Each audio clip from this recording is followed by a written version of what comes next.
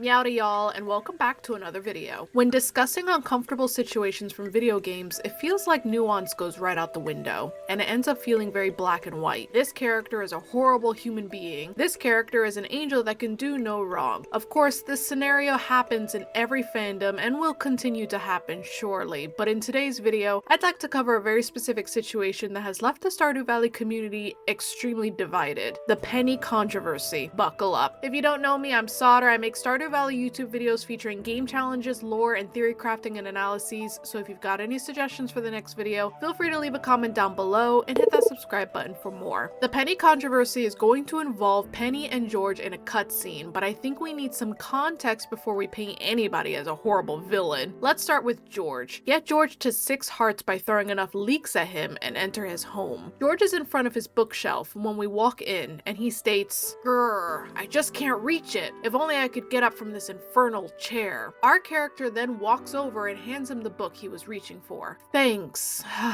It happened 30 years ago. I was working in the coal mines. We were near the end of our shift, but there was one last seam that needed to be broken up. I went in there aiming to set off a stick of dynamite, but my foot slipped into a crack and I dropped it. The dynamite exploded on impact. The next thing I remember, I was laying in the hospital, and they told me I'd never walk again. So there you have it. You probably figured I was just too old to walk. Well, I'll have you know that I'd be sprier than a spring chicken if I hadn't been in that accident. You've been really nice to me. I appreciate it. When you're old, you start to forget that anyone cares about you. And that's the end of the cutscene. There's no option for our character to say anything encouraging or to ask any questions. That's it. Now, we have Penny's 2-heart event, which is where the controversy starts. But before I continue, let's get something straight. The friendship point system and heart system that Concerned Ape has implemented in Stardew Valley is important for a reason. It portrays how close a character is with you, the player. It doesn't indicate how close the character is with anyone else in the cutscene. The cutscene is triggered because of our relationship with the specific person. So in the cutscene that we just talked about with George, it makes perfect sense that he was so vulnerable with us and opened up to us because we have 6 hearts with him. But we don't actually know how close Penny and George are. We know they live next to each other, but just being neighbors is just that.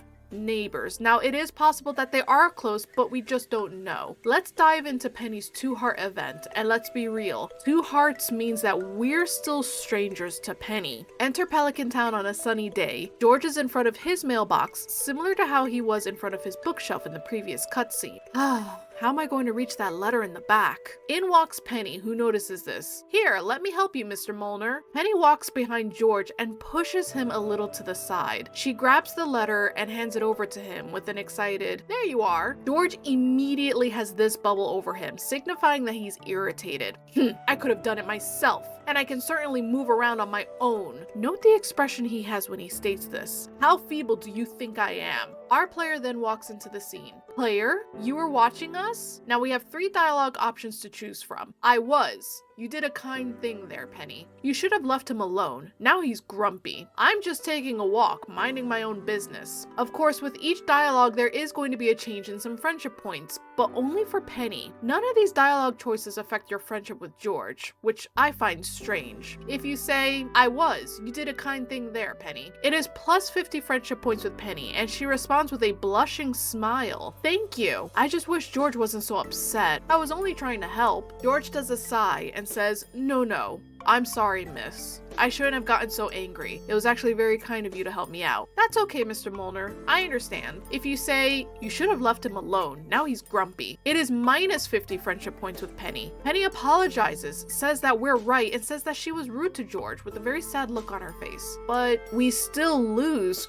50 friendship points with her. George continues to say the exact same thing that he said last time. No, I'm sorry, miss. I shouldn't have gotten so angry. If you say, I'm just taking a walk, minding my own business, Penny just smiles and says, I see. George does a sigh and says the same thing. No, I'm sorry, miss. I shouldn't have gotten so angry. There's a little more to the cutscene, but let's pause for a second while all of this is still fresh in our minds and let's analyze. We lose friendship points with Penny if we're not on her side? Huh? Now, I can understand her being upset because being told that you really hurt someone's feelings by a stranger, remember this is a 2-heart event, we are barely friends with Penny, is really humbling. So of course she is going to feel sad. sad, humbled, and maybe a little embarrassed. But it is crazy to me that it's minus 50 friendship points. When George follows up with his, no, I'm sorry, I shouldn't have gotten so angry, it feels like he's comforting Penny because, oh, she's sad, but it's okay to be sad after you made a mistake. That feeling of shame or embarrassment or yikes, I screwed up, that should stick with you for a little bit.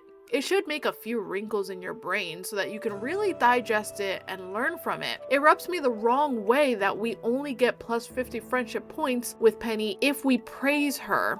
Shouldn't the friendship points go up if we're, being a good friend? Does being a good friend mean siding with your friend even if they've done something wrong? Because let's face facts, Penny did do something wrong. Now, I'm not making her a villain and I'm not calling her evil, so go ahead and delete that paragraph you're already typing. She made an honest mistake. When someone is disabled, their mobility aids are basically an extension of their body. You cannot grab someone's cane, wheelchair, or anything like that without their consent. Doing so is not only wrong, but it's condescending and it's infantilizing. But a reminder, there is nuance. Penny is not some evil, horrible villain. She made a mistake. She can learn from this. Now let's go back to that cutscene. No matter the choice, George heads back to his house, and then Penny says to us, "It must be difficult to grow old." We now have 4 dialogue options. Note, none of the dialogue options affect your friendship points with Penny. They don't add or subtract anything. We can say, "I'd rather not think about it. It's just a different part of life. That's why we should respect our elders. I'd rather die young." If we say the first one, she says, "I guess you're right. Why stress out about something you can't change?" If we say the second one, she says, "You're right. We shouldn't ignore the reality of aging. I guess the sooner we come to terms with our mortality, the more time we can spend really living in the here and now." If we say the third option, she responds, "That's nice of you to say. I totally agree with you. We should treat our elders with the same respect we hope to receive ourselves someday." If we say the last option, she says, "That's a horrible thing to say. Life is a precious thing to waste like that," which is very odd because you would think that you would lose friendship points with Penny over that one, but we don't. Now this is really interesting. Give it a few days and talk to Penny again, and she'll ask you, "Player, what do you think? Should a person be judged by their actions or by their intentions?" This is the root of the problem and the root of the controversy with this cutscene. You have 3 options: actions, intentions, or both. If you choose actions, she looks sad and says, "But don't we all make mistakes sometimes?" If you say intentions, she looks sad and says, "But what if you intend to do good, yet your actions cause harm?" If you say both, she looks normal and she says,